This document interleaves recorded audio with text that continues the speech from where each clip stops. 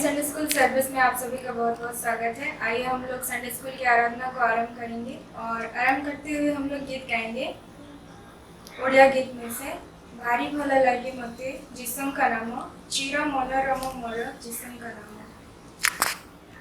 भारी भला लगे मते जिसम का नाम मते जिसम का नाम चिर मनोरम मोर जिसम का नाम। भारी भला लगे मते जिसम का नाम मते जिसम का नाम चिर मनोरम मोर जिसम का नाम।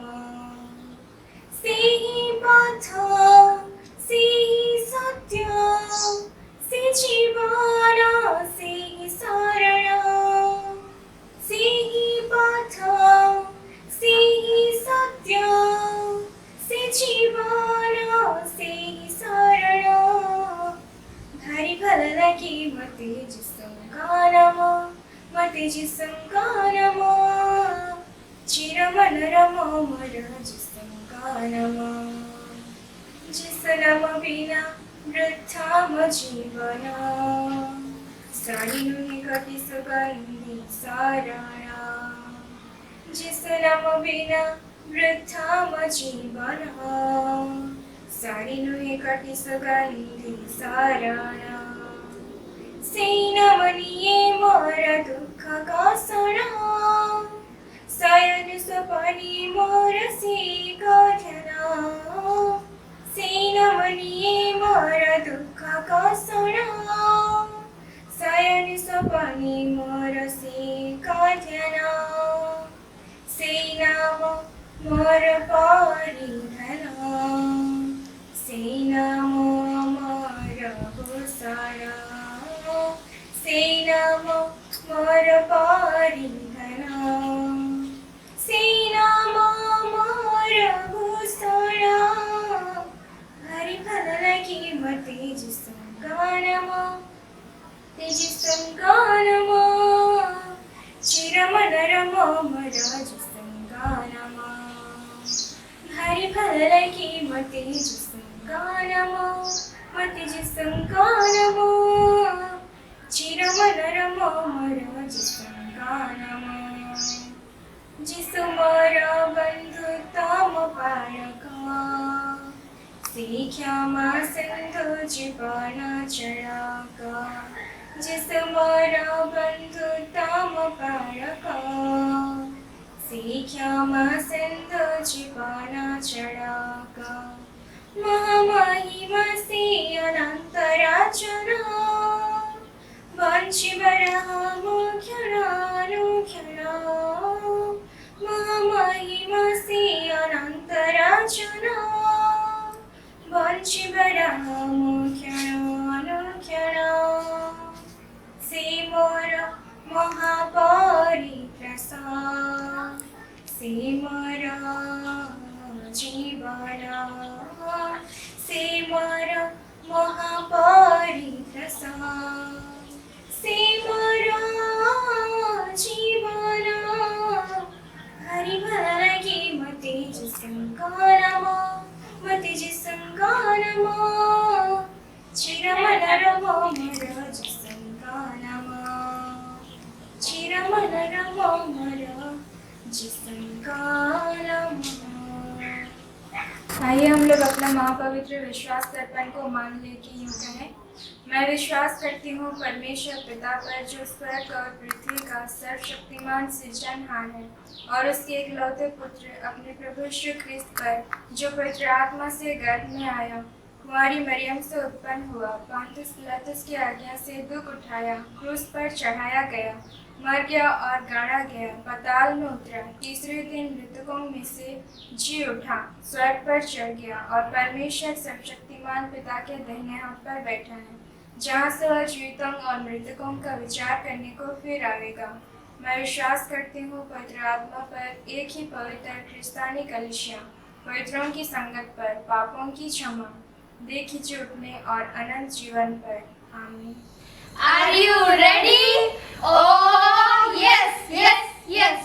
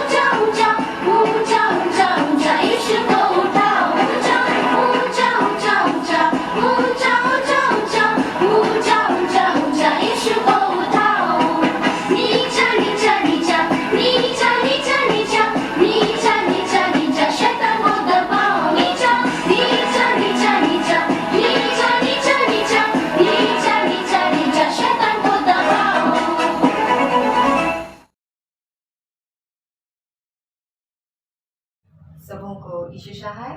और आप सभी कोई कैसे हैं? उम्मीद करती हूँ आप सभी कोई हमारे प्रभु यीशु ख्रीष्ट के असीम दया और कृपा से सुरक्षित है। और हाल ही में आप सभी कोई जो कि युवा रविवार के रोज हम लोगों का संडे स्कूल सिलेबस एग्जाम हुआ, आप सभी कोई इसमें पार्टिसिपेट किए, इसलिए मेरी ओर से आप सबों को बहुत बहुत धन्यवाद।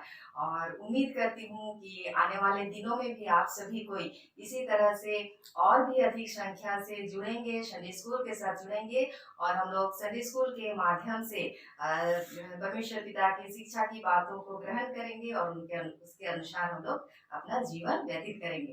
तो आज से हम लोग जो है 4th ईयर का जो सिलेबस है उससे क्लास लेंगे। और जैसे कि मैं पुराने नियम से क्लास ले रही थी, आज भी मैं पुराने नियम से ही सीनियर क्लास का क्लास लूंगी। और आज के लिए जो आप लोगों का विषय वस्तु है वह है अय्यूब के बारे में। अय्यूब की पुस्तक में से आज हम लोग पढ़ेंगे। तो क्लास लेने से पहले आइए हम लोग प्रार्थना करें। हे सब शक्तिमान ईश्वर दयालु पिता परमेश्वर, धन्यवाद देते हैं प्रभु, तेरी यह असीम दया और कृपा है कि आज तक हम लोग सुरक्षित हैं।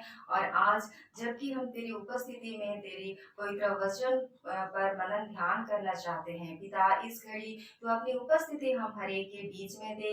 संडे स्कूल के माध्यम से जो शिक्षा की बातों को हम लोग जानना चाहते हैं, सीखना चाहते हैं, इसमें अधिकारी से हमारी अगुवाई कर, अपनी पवित्र आत्मा से हम हर एक को परिपूर्ण कर, सुस्वस्थ जीवन दे, सुबुद्धि ज्ञान से हमें परिपूर्ण कर, ताकि हम नित्य तेरे पवित्र वचन में बने रहें, तुझ पर दृढ़ विश्वास रखें और तुझ पर समर्पित जीवन व्यतीत करने पाएं।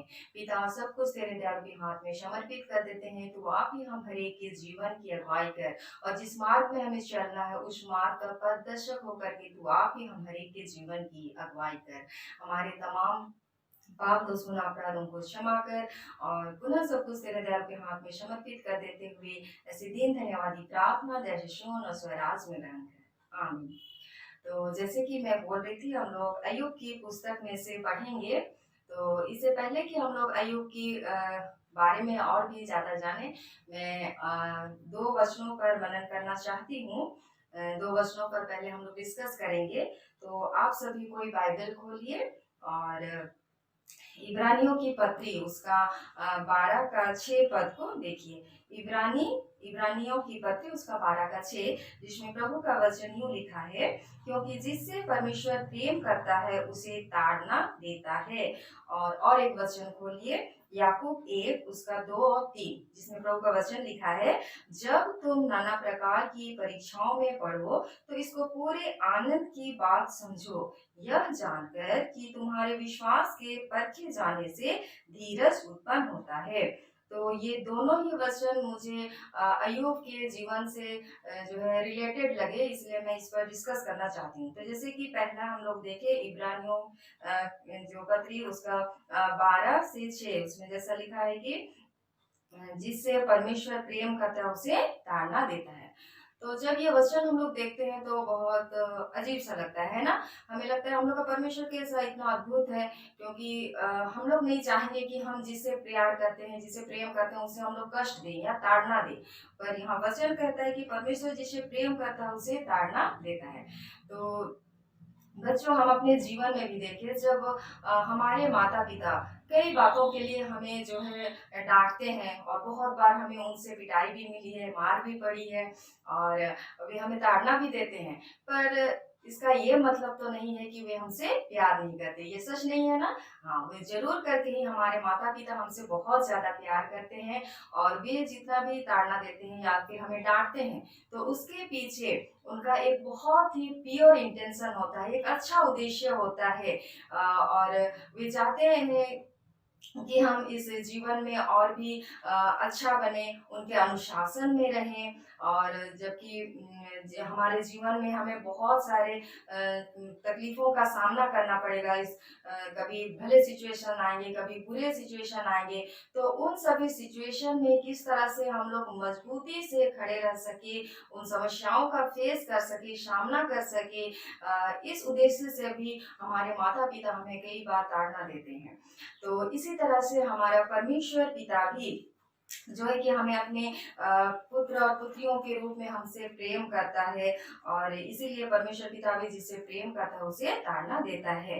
और परमेश्वर पिता का ताड़ना देने के पीछे भी परमेश्वर पिता का हमारे लिए बहुत ही अच्छा एक उद्देश्य है, जो कि हमारे भलाई के लिए ही होती है। और यहाँ पर जब हम लोग अय्यूब को देखते हैं तो अय्यूब के जीवन में भी बहुत कष्ट आए, और परमेश्वर पिता अय्यूब से बहुत ज्यादा प्यार करते थे, और अय्यूब पर वह विश्वास रखते थे, और इसीलिए ही वे जो ताड़ना के लिए अय्यूब को वह प्रयोग करते हैं। फिर जैसे कि दूसरा वचन हम लोग देखेंगे, जो दूसरा वचन में जैसा लिखा है, जब तुम नाना प्रकार की परीक्षाओं में पढ़ो तो इसको पूरे आनंद की बात समझो। अब ये वचन भी हमें बहुत ज्यादा अजीब लग रहा है, क्योंकि परीक्षा आने से भला कोई कितना, मतलब परीक्षा आने से हम लोग खुश नहीं होते है ना। और जब भी स्कूल का एग्जाम जब शुरू हो जाता है, या तो फिर हम लोगों को टाइम टेबल या नोटिफिकेशन आ जाता है, तो हम लोग की टेंशन बढ़ जाती है, एग्जाम आ गया, हम लोगों को बहुत ज्यादा पढ़ाई करना पड़ेगा। तो एग्जाम देने से आप लोगों को खुशी लगती है या ना देने से? एग्जाम नहीं देने से खुशी लगती है ना। हाँ, पर एक तो छोटा सा एग्जाम देखेंगे, एग्जाम्पल हम लेंगे। जब आप लोग जब कि एक शोरूम में कार खरीदने जाते हैं, या तो फिर कोई मोटर बाइक खरीदने जाते हैं, तो यूं ही उसको देख के आप लोग क्या ले लेते हैं? नहीं ना, उसको भली भांति आप लोग परखते हैं। आप लोग देखते हैं कि ये गाड़ी कितना टिकाऊ है, इसका माइलेज कितना है, पिकअप कितना है, ये सब देखते हैं। यहाँ तक कि आप लोग टेस्ट ड्राइव ले करके उसका टेस्ट करते हैं। तो इस तरह से जब एक कार खरीदने के वक्त आप लोग टेस्ट ड्राइव लेके देखते हैं कि वह कितना अच्छा है कि अच्छा नहीं है, और तब जाके आप लोग जो है उसको अपने प्रयोग में लाते हैं। तो इसी तरह से अगर हम लोग भी परखे नहीं जाएंगे, तो परमेश्वर पिता को यह कैसे पता चलेगा कि हम लोग परमेश्वर पिता से कितना प्यार करते हैं, या फिर जो है उस पर हम लोग कितना समर्पित हैं, उसका कितना भय और प्रेम हम लोग मानते हैं। तो इसलिए भी परमेश्वर पिता जो है मतलब हम लोगों का परखता है। और जब हम लोग परखे नहीं जाएंगे, तो हम लोग के अंदर जो कितनी पावर है वो भी हम लोगों को पता नहीं चलेगा। और जब हम लोग परखे नहीं जाएंगे, तो परमेश्वर पिता भी किस तरह से हमें अपने योजनाओं को पूरा करने के लिए किस तरह से हमें प्रयोग करेगा। तो इसलिए यहाँ वचन में जैसे कहा गया है कि जब भी तुम नाना प्रकार की परीक्षाओं में पढ़ो, तो इसको आनंद की बात समझो। क्योंकि अगर हम लोग किसी प्रकार का परीक्षा का सामना करते हैं, तब जो है हमें इतनी शक्ति आ जाती है, और साथ ही साथ हमें धीरज उत्पन्न होता है। और इसी तरह की बहुत सारी कठिनाइयां, जबकि हम लोग अय्यूब के जीवन में, हम लोग अभी जब अय्यूब के बारे में पढ़ेंगे, तो अय्यूब के जीवन में भी बहुत सारी कठिनाइयां आई थी।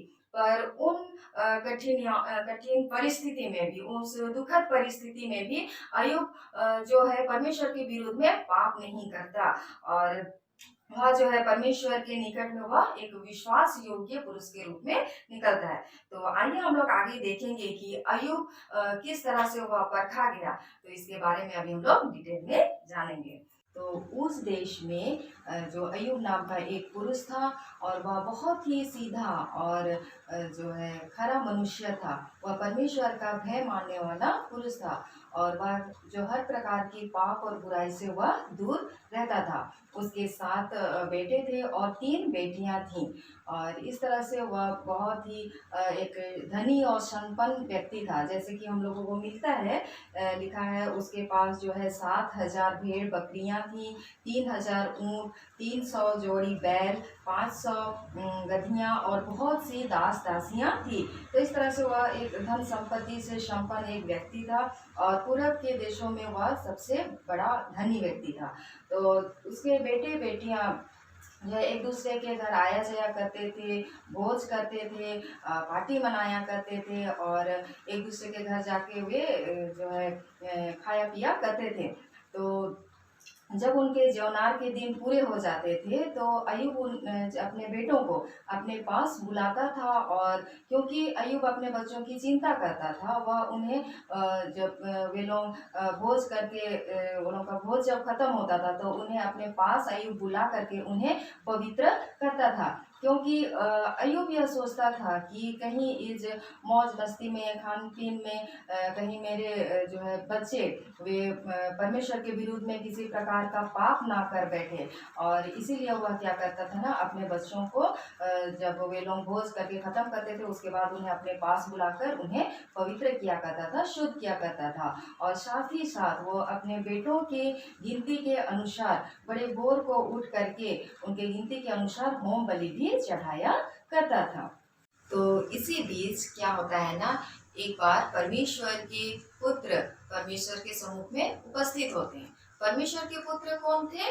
वह है स्वर्गदूतगण। तो वे परमेश्वर के सामने उपस्थित होते हैं और उनके बीच में शैतान भी इधर उधर से हिलते डोलते हुए आता है।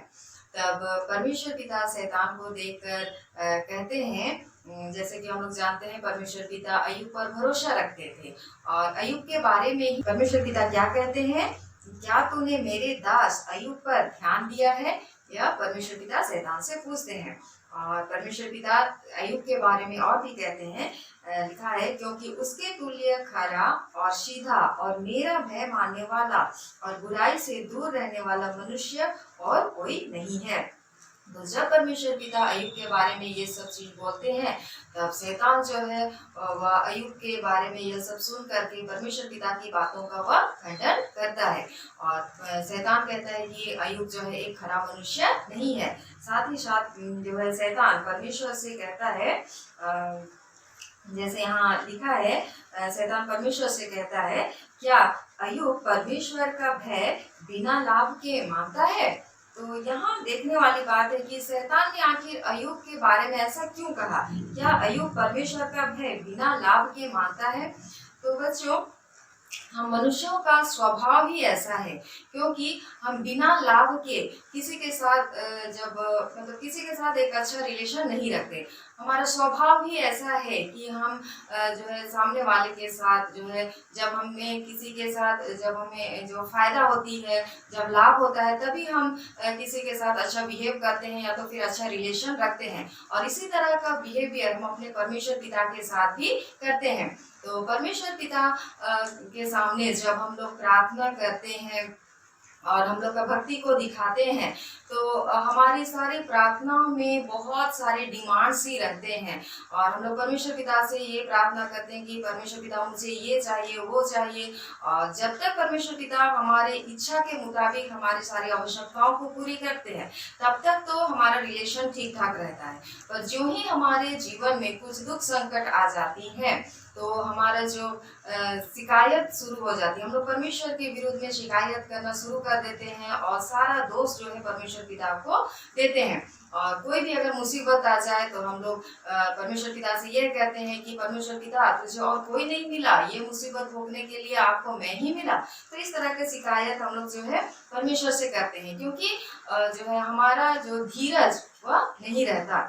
तो इस तरह से और हमारा जो ईश्वर के प्रति जो प्रेम, जो भय रहना चाहिए, जो भक्ति, वह खत्म हो जाती है। तो इसीलिए यहाँ पर शैतान जो है परमेश्वर पिता से कहते हैं, क्योंकि अय्यूब को तूने हर चीज से संपन्न किया है और आशीषित किया है, और इसी वजह से अय्यूब तुझसे प्रेम करता है या तेरा भय मानता है। और तब शैतान जो है परमेश्वर पिता से चैलेंज करता है और कहता है, परमेश्वर पिता से शैतान कहता है, परंतु अब अपना हाथ बढ़ाकर जो कुछ उसका है उसे तू छू, तब वह तेरे मुंह पर तेरी निंदा करेगा। तो शैतान अब परमेश्वर से कहता है कि अब जो है जो अय्यूब का जितना भी धन संपत्ति है उसे तू छीन ले, तब जाके अय्यूब जो है तेरी निंदा करेगा। तब यहाँ पर आगे हम लोग देखते हैं, यहोवा ने जो शैतान से कहता है, शैतान से परमेश्वर कहते हैं, सुन, जो कुछ उसका है वह सब तेरे हाथ में है, केवल उसके शरीर पर हाथ ना लगाना। तो ये लाइन अंडरलाइन कर, ये जो वाक्य है इसको ठीक से आप लोग पढ़िएगा और अंडरलाइन कीजिए। लिखा है केवल उसके शरीर पर हाथ ना लगाना। तो बच्चों, जैसे कि हम लोग जानते हैं, शैतान शक्तिशाली है, वो सामर्थ्य है। पर हम लोगों को ये भी नहीं भूलना चाहिए कि परमेश्वर पिता सर्वशक्तिमान परमेश्वर पिता है और शैतान को वहीं तक अनुमति दी गई है और शैतान वहीं तक जा सकता है जहां तक जाने की आज्ञा परमेश्वर पिता उसे देता है। उसका एक लिमिटेशन है और उसे वह क्रॉस नहीं कर सकता।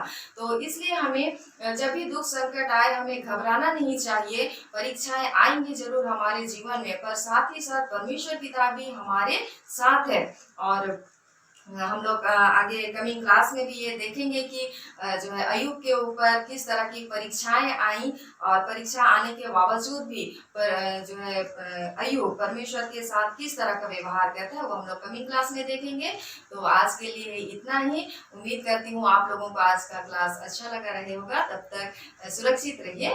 विशेष आइए हम लोग संडे स्कूल को अंत करते हुए प्रार्थना करेंगे। ये सर्वशक्तिमान दयालु पिता परमेश्वर, इस घड़ी प्रभु जी हम एक संडे स्कूल होकर आपके चरणों के निकट आते हैं। प्रभु जी आप ही हम हर एक की संसाथ हो लीजिए और पिता परमेश्वर हम हर एक की मदद और अगुवाई कीजिए। हमारे प्रत्येक कार्य में प्रभु जी आप ही हम हर एक की मदद और अगुवाई कीजिए। हर छोटे बड़े कार्य को करने में आप ही हमें शक्ति सामर्थ्य दीजिए ताकि प्रभु जी हम हर कार्य में सफलता प्राप्त करने पाए। प्रभु जी आप ही के पवित्र हाथों में हम हर एक को समर्पित होते हैं। हम हर एक को आप ही संभालिए, हमें चलाइए। आप ही पिता अपने बुद्धि के भंडार से बुद्धि, ज्ञान, स्मरण शक्ति, समझ शक्ति से हमें आशीषित कीजिए ताकि प्रभु जी हम अपने पढ़ाई के जीवन में हम उन्नति करने पाए। और पिता परमेश्वर हम अपने इस क्लास में प्रभु जी हम अच्छे मार्क्स में पिता उत्तीर्ण होकर आपकी महिमा स्तुति करने सकें। पिता परमेश्वर आप ही हम हर एक के संसाथ हो लीजिए। इस कोरोना महामारी के बीच में प्रभु जी हम हर एक की सुधि लीजिए, हमें सुस्वस्थ शरीर प्रदान कीजिए और प्रभु जी आप ही की महिमा स्तुति करते हुए इस जीवन को बिताने में हमारी मदद और अगुवाई कीजिए। पिता परमेश्वर हम इस घड़ी संडे स्कूल होकर हम हर एक को आप ही में समर्पित होते हैं। प्रभु आप ही हम हर एक को अपनी सेवकाई के लिए इस्तेमाल करें और पिता परमेश्वर हमारे द्वारा आप ही के नाम को महिमा मिलने पाए। प्रभु जी और हम आपसे क्या मांगें, हमारे मांगने से पहले आप हमारी सारी छोटी बड़ी ज़रूरतों को जानते हैं और उन्हें पूरा करके भी आए हैं। प्रभु जी आगे भी आप ही हम हर एक की आवश्यकताओं को पूरी कीजिए और पिता परमेश्वर हमारे सारे पाप गुनाह अपराधों को आप दया से क्षमा कर दीजिए। और यह प्रार्थना हमारे प्रभु यीशु मसीह के नाम से मांगते हैं, सुनिए और अपनी महिमा के निमित्त पूरी कीजिए। आमीन। हे हमारे पिता, तू जो स्वर्ग में है, तेरा नाम पवित्र किया जाए, तेरा राज्य आवे, तेरी इच्छा जैसे स्वर्ग में है वैसे इस पृथ्वी पर भी हो। हमारे प्रतिदिन की रोटी आज हमको दे और हमारे अपराधों को क्षमा कर जैसे हम भी अपने अपराधियों को क्षमा करते हैं। और हमको परीक्षा में मत डाल परंतु बुराई से छुड़ा, क्योंकि राज्य और पराक्रम और महिमा सदा तेरी ही है। आमीन।